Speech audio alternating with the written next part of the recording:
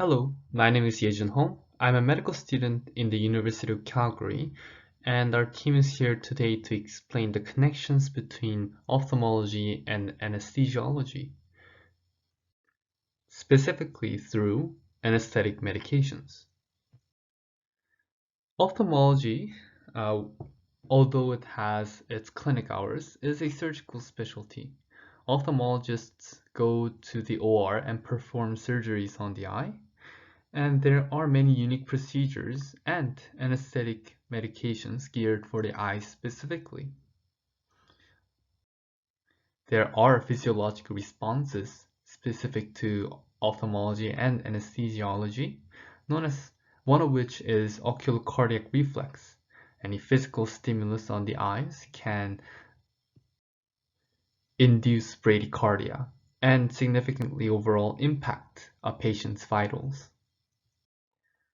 So with that link established, these are the 5 topics we will cover today. We will start with the risk of cardiac arrhythmias, and move on to intraocular expansion of gas bubbles, then move on to controlling IOP or intraocular pressure, then to unintentional extubation, and eventually end with hyperthermia.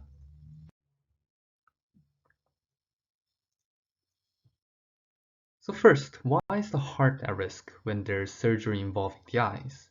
And we have covered this already. It's called the oculocardiac reflex or Ashner-Dagnini reflex. And this is referring to a decrease in heart rate related to stimulus on the globe or to the extraocular muscles. So what stimulus on the eyes specifically? Well, those triggers can be traction on the extraocular muscles, any pressure on the eyeball, whether by a needle or a blunt object, administration of a retrobulbar block, trauma to the eye, which can happen during surgery, when things are passed over the patient's face.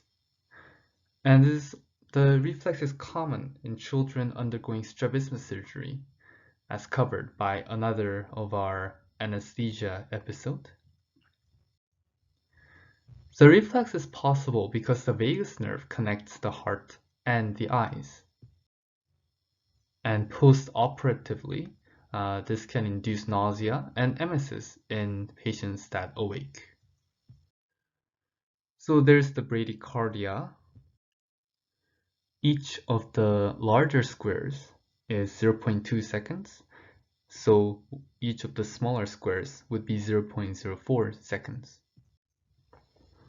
So in this strip, there's a beat approximately every 6 large squares. So in a minute, there will be approximately 50 heartbeats. The normal heart rate is between 60 and 100. 50 is low. It's bradycardic. Sinus arrest can also happen from this reflex. And this is when the P wave, the sinus P waves on the ECG is missing. The P waves are an indication of electric stimulation of the atria of the heart. Generally, when there are no beats in the atria, there are no electric stimulation that flows down the walls of the ventricles as well. So you'll see a transient flatlining between the beats, as shown there. Ventricular ectopic beats are beats aside from the normal beats of the heart that originate in the ventricles. And you can see there, apart from the 3 beats that are shown on the ECG, that are considered to be normal, there's one huge wave in the second part of the ECG there, under ventricular ectopic beats. And last but not least, there is ventricular fibrillation. This is a shockable rhythm. the ventricular fibrillations occur because there are abnormal patterns of signal propagation. This causes the ventricles to quiver uselessly, not effectively working together to pump the blood out to the rest of the body. The delivery of the shock may get all the electric rhythm into sync once again. So the oculocardiac reflex can cause all those beats, and the problem now we are concerned with is how would you prevent it? And routine prophylaxis is generally avoided, especially in adults. And instead, anticholinergics such as atropine or glycopyrrolate is instilled intravascularly right before surgery. In patients with coronary artery disease, however, the administration of such medication can induce myocardial ischemia, ventricular tachycardia, and again, ventricular fibrillation. Retrobulbar blockade and deep inhalational anesthesia can also prevent this oculocardiac reflex. However, they do have their share of complications that we need to watch out for, and specifically with the administration of retrobulbar block, that can actually initiate the oculocardiac reflex. Once the oculocardiac reflex has occurred and there is severe bradycardia, the surgeon needs to be immediately notified so that the surgery can be halted and heart rate is restored and the patient is stable. We have a helpful flowchart here. It's quite easy to visualize the procedure with this flowchart. So I recommend you stop the video and kind of read through what steps are taken. The goal here is to confirm and maintain adequate ventilation, oxygenation, and the depth of anesthesia for the patient. If hypotensive and bradycardia persists, we can instill more atropine intravascularly. If refractive to any medications, we can inject extraocular muscles with local anesthetics as well.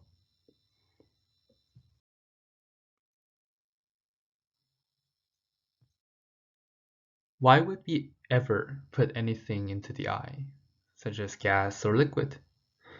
Specifically gas in this section, this is called pneumatic retinopexy. And this procedure involves injecting gas into the eye. And as the gas expands, this tends to push retina back flat to stop the progression of a retinal detachment. It also serves to seal the macular hole. There is increased use for replacing displaced grafts as well. The expanding gas may keep the endothelial part of the transplanted cornea in endothelial keratoplasty procedure. The excess expansion of this gas can increase the intraocular pressure, and that's what we'll be covering in this section. Let's cover one form of gas called N2O or nitrous oxide. Traditionally known as laughing gas, nitrous oxide is a weak general anesthetic agent. This is also a short-term inhaled analgesic agent, and this is why it can be a drug of abuse. In pneumatic retinopexy, where a gas bubble, an air bubble, is instilled within the eye to push the retinal detachment back in its place, instilling nitrous oxide as a general anesthetic agent has risks.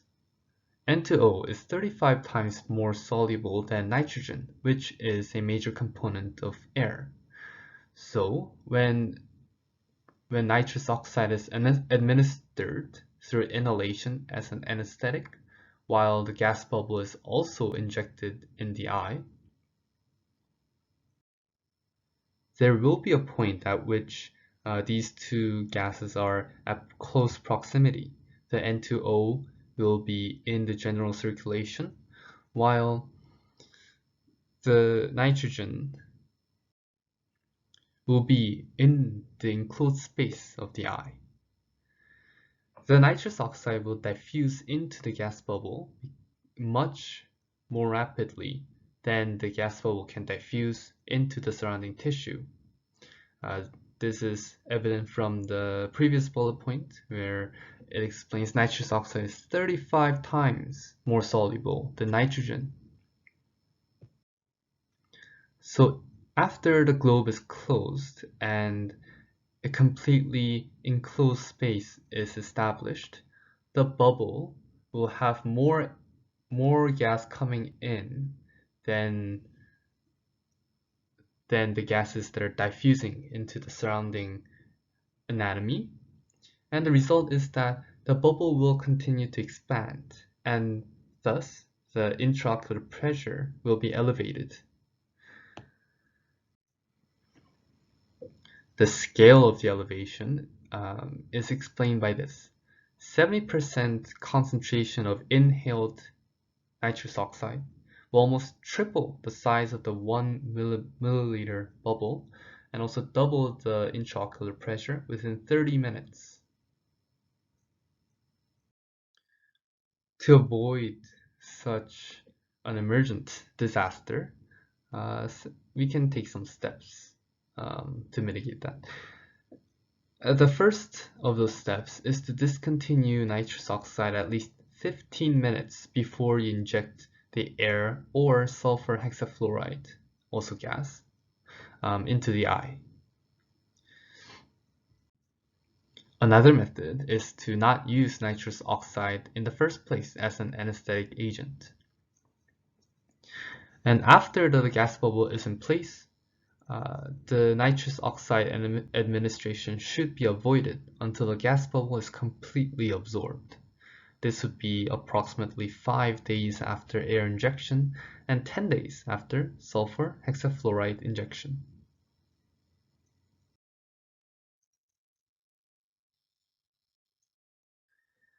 Intraocular pressure is important for preserving the eye and the anatomic structures within the eye. Too low of a pressure is bad, but too high of a pressure is even worse. So during induction, or putting the patient under anesthetic agents, it is especially important to pay attention to intraocular pressure. If the eye is open, so if there is a full thickness rupture and there's surgery for open globe repair, this is important, especially important to pay attention. Raised intraocular pressure in an open globe can cause disturbance in all the intraocular anatomy. Thus, we need smooth induction of anesthesia. One way to do that is to prevent coughing and gagging during intubation. First, attain deep anesthesia and muscle paralysis, and before an intubation, instilling IV lidocaine 1.5 milligram per kilogram, and opioid, specifically remifentanil 0.5 to 1 milligram per kilogram, and alfentanil 20 milligram per kilogram, or esmolol 0.5 to 1.5 milligrams per kilogram may be helpful in smooth induction. Rapid sequence induction technique can be done to avoid aspiration. And in urgent situations like the open globe repair, the patient may not have had time to go through the starvation period before surgery, and the patient is likely in full stomach. Prevention of aspiration in this case, therefore, is quite important.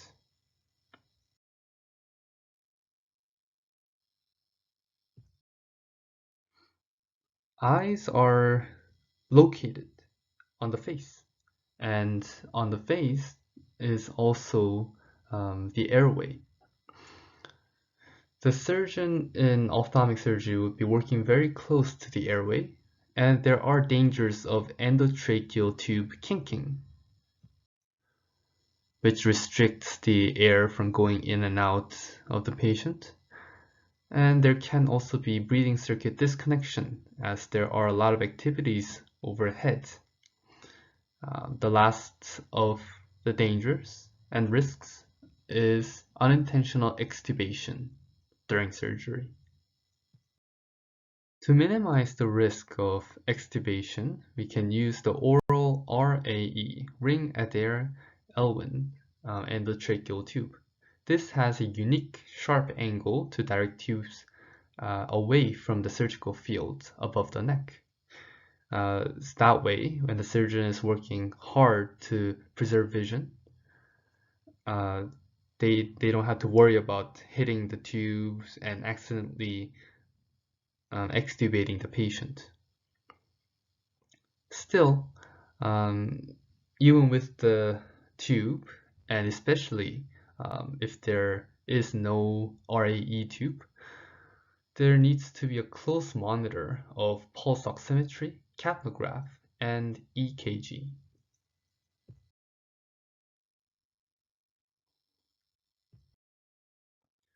Usually, as the body is rendered unconscious, it loses its ability to maintain homeostasis, so the body temperature drops during surgery, where the patients are usually put under. But pediatric patients' body temperature may rise instead during ophthalmic surgery. This may be due to head-to-toe draping. It's quite thorough, and sometimes there are air cushions that are placed under draping, where hot air is flown.